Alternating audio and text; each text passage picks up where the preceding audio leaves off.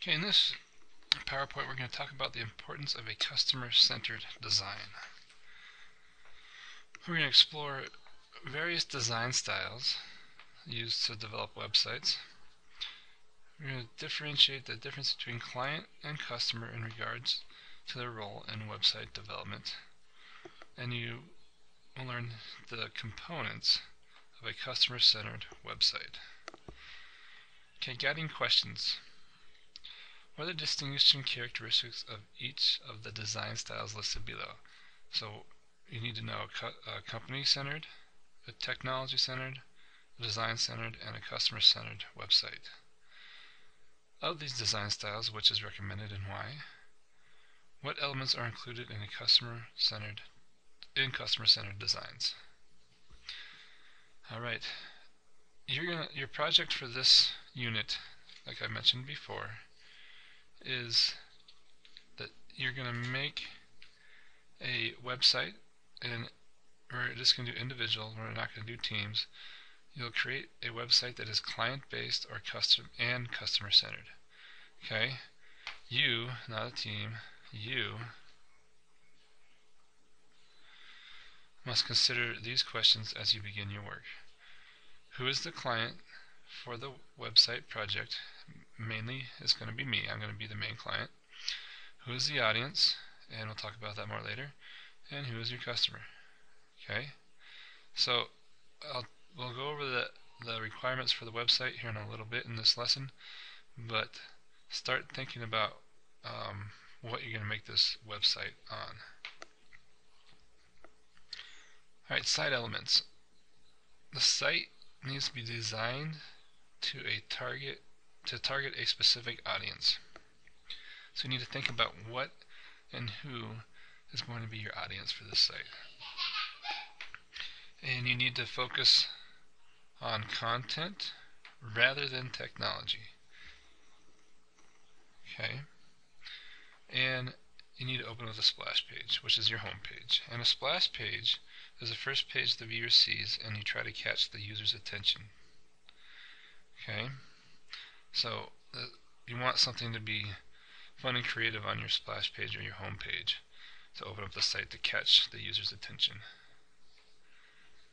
You need to provide a user-friendly navigation, which means it's easy to navigate through your site. The navigation is always easy to find and usually in the same spot.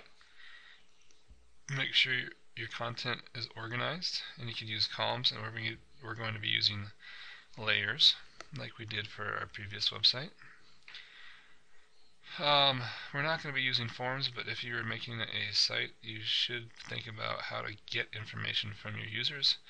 And again, we need to use cascading style sheets. Okay, customer-centered. The users should be thought of as the ultimate customers. After all, they're the ones that actually pay for the site.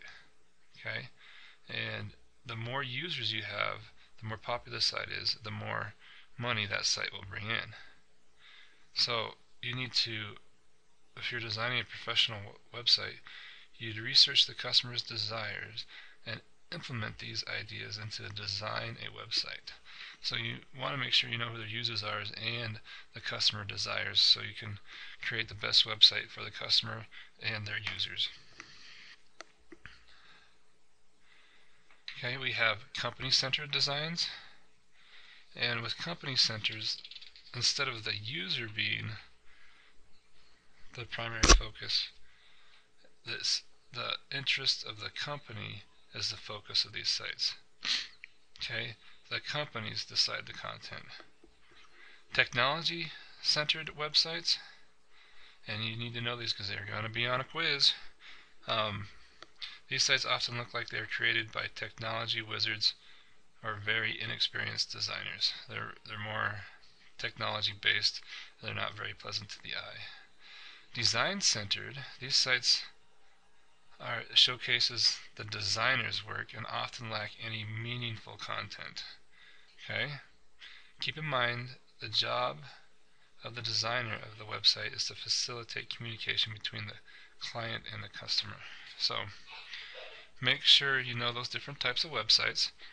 We have, if we go back, we have the customer-centered, and then we have these company-centered, technology-centered, and design-centered. Okay, so before we go on to the project, we just want to do a quick review.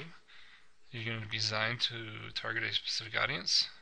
You're going to focus on content rather than technology. You're going to make sure you have a very fun and creative opening page.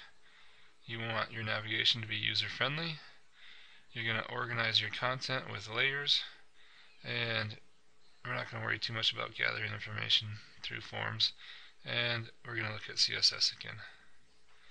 Alright, so to start off the design process for customer-centered, you will have an assignment in this unit with this lesson with a worksheet that looks exactly like this, and you need to fill in each circle. You can do it through downloading the Word file and typing in these circles, or you can print it, write in it, and scan it back in, but you need to get it uploaded to the Dropbox for your 10 points of credit for this. Define the audience you're going to design your website.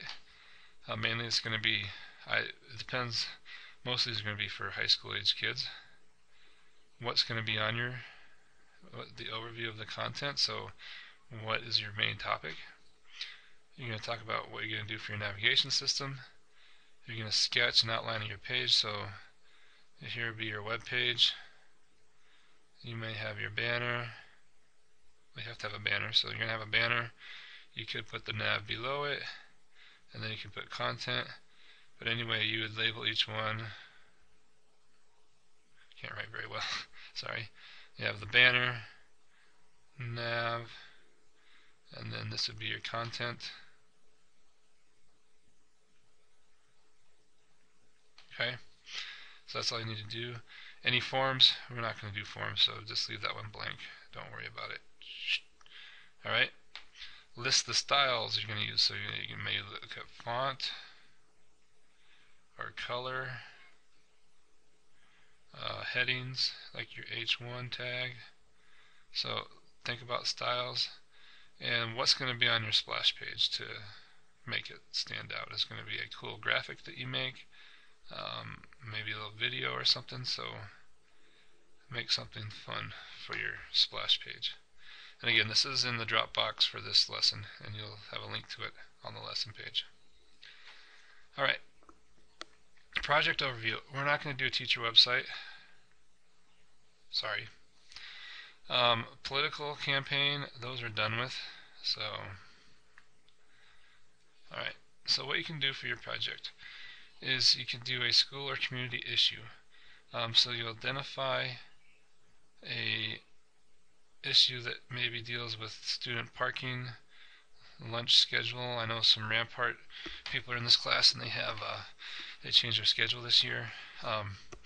Maybe lunch menus, or you could go global and look at greenhouse emissions. So you can do a school issue, you could do an issue within the community, you could do an issue within Colorado Springs, you could do an issue within Colorado, United States, or a global one. Okay, and then your client would be the interested citizens, and your audience, depending if you do a school, would be the student body, or it would be the community, extended or local.